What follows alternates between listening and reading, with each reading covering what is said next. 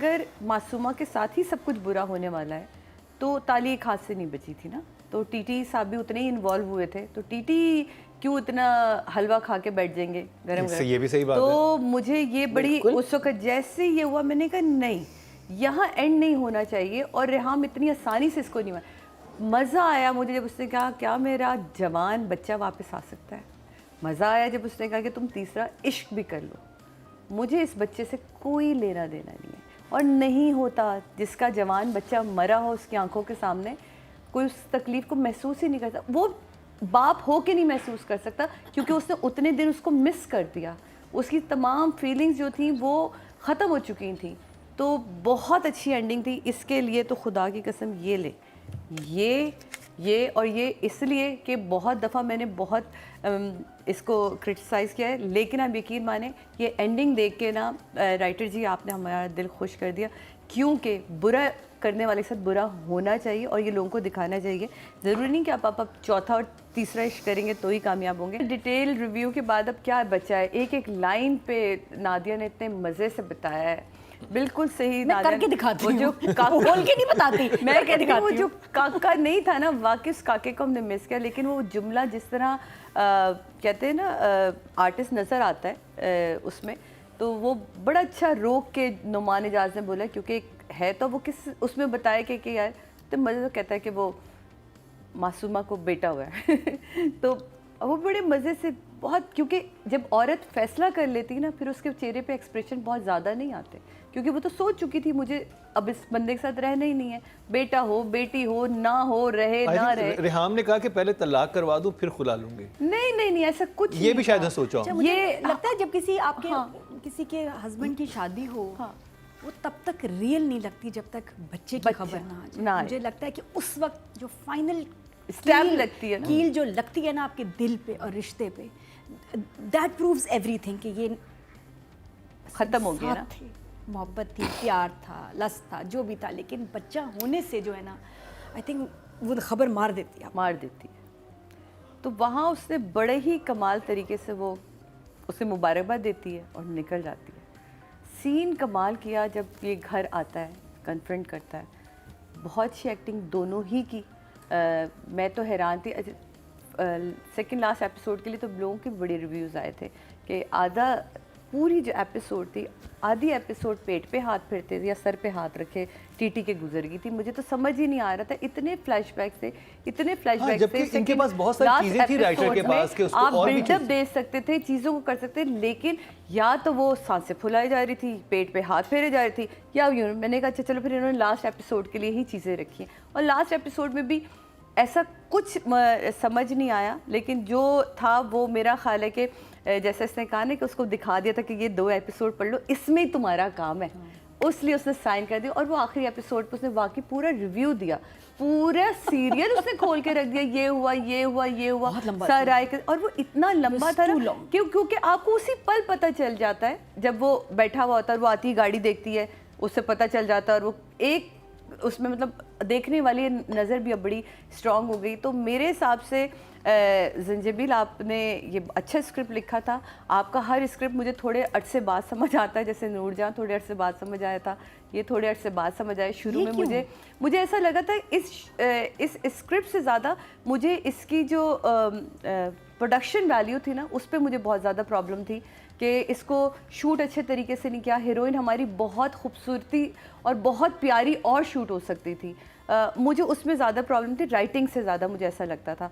अभी भी यहाँ भी एंड पे भी आके मुझे लगता है कि बहुत मार्जिन था आर्टिस्टों के पास, एक्टिंग का, डायरेक्टर के पास, बनाई जा सकती थी। समझ आएगा अगर जैसे बाद में भी ऐसा ही रहेगा। लाइटिंग के हवाले से क्या स्ट्रेट बिल्कुल फ्लैट लाइटिंग जो हम 90s की लाइटिंग देखते आ रहे थे ना, वो तो डायरेक्शन में करेंगे, अभी तो हम राइटिंग, अभी तो राइटिंग। मुझे उसी की ही प्रॉब्लम थी। इसके अलावा मुझे इस ड्रामे में कभी कोई ऐसा मसला नहीं नजर आया, तो मेरे हिसाब से 8 है। 8 हाँ। सादिया, डायरेक्शन देखें, पहले दिन से ये डायरेक्शन का ही मसला चल रहा है, और सेकंड लास्ट एपिसोड तो मुझे समझ नहीं आई। वो पूरा ही ड्रामा आपने समझे, जितनी एपिसोड्स थी आपने फ्लैशबैक में दिखा दी, वो पूरा ड्रामा। सिर्फ उसमें एक था कि एक में वो यहाँ हाथ रख के गाड़ी में बैठी होती है एक वो ऑफिस में बैठ के यहाँ रखा हुआ होता है, फिर थोड़ी देर बाद यहाँ हाथ रख लेता है, फिर वो अपनी चेयर पे बैठी हुई होती है। सिर्फ सेकंड लास्ट एपिसोड में ये चल रहा था और फ्लैशबैक चल रहे थे। लास्ट एपिसोड भाई खुदा के वास्ते इतनी डिटेल से नादी ने बताया, वो सारी बातें जो मैंने कहनी थी वो सारी कह दी, लेकिन मुझे समझ नहीं आती। हम जब बात करते हैं ना कि राइटर ने सिचुएशन समटाइम डायरेक्टर बनाता है, और कितनी दफ़ा ऐसा हुआ है कि हमें ब्लैंक, हमें सिर्फ लिखा हुआ एक साइड पे लाइनें लिख जाती हैं कि ये कैरेक्टर इस तरह ये परफॉर्म करना है। ये तो डायरेक्टर का काम है करवाना। डायरेक्टर ने नहीं कहना उससे कि तुमने कौन सा गाना था, आपचे ये वाला मतलब यार आप हद है, आप उस सिचुएशन से खेल सकते हो। और इसमें ऐसी इतनी जगहें थी जहाँ वो देखते हैं, उसकी बीवी उसको आके देखती है, वहाँ बहुत अच्छा सीक्वेंस बन सकता था। जब ये इसी कंपनी का वो साइन हो रहा होता है, इतने बुरे एक्सप्रेशन, मैं हैरान हूँ। माना वो छोटा कमरा था, उसको आप थोड़ा बड़ा बोर्ड रूम दिखा सकते थे, कोई और चीज़ कर सकते थे।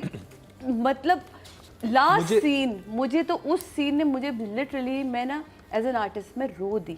मैं कहा यार ये सीन इसने जान मार के रोई है, और वो रोई है, वो चीखे मार के रोई है। आपको यहाँ म्यूजिक नहीं देखे, मैं तब तक किसी की तकलीफ में नहीं तड़पूंगी जब तक मैं उसकी तकलीफ महसूस ही नहीं करूंगी।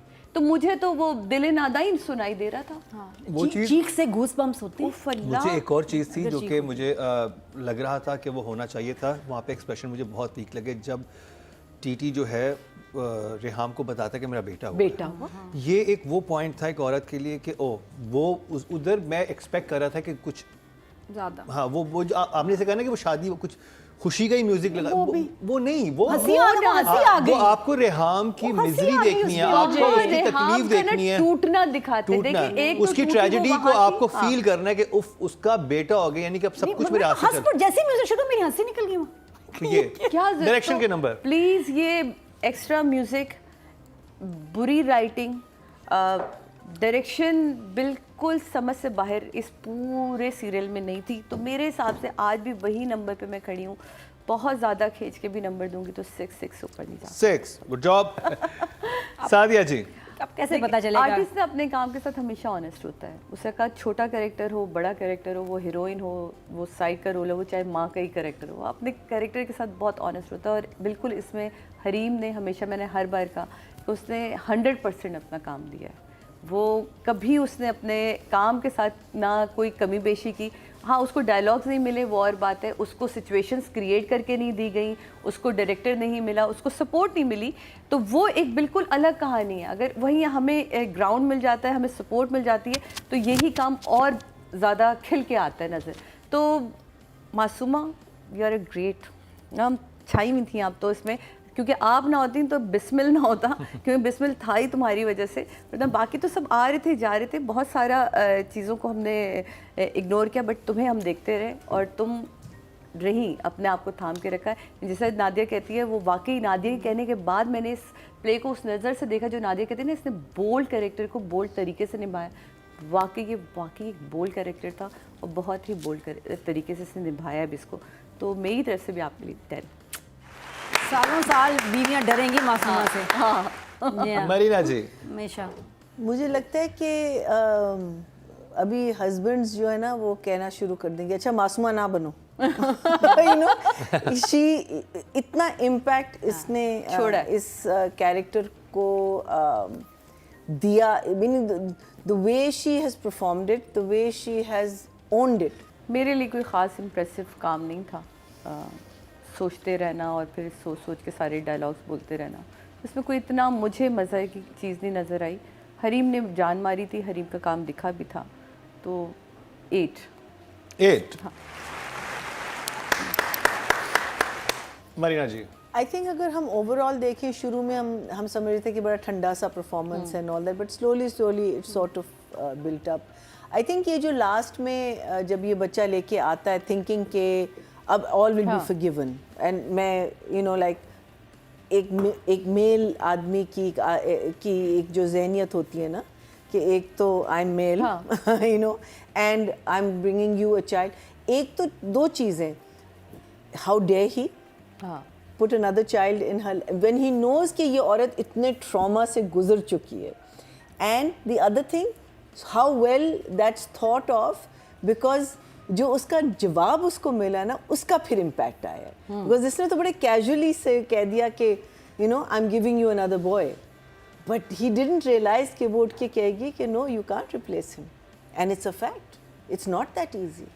You know, कहने को तो है, लेकिन वो समझ रहा था कि मैंने तलाक भी दे दिया, मैंने सब अपने काम वाम सही कर दिए, अब ये ले लो.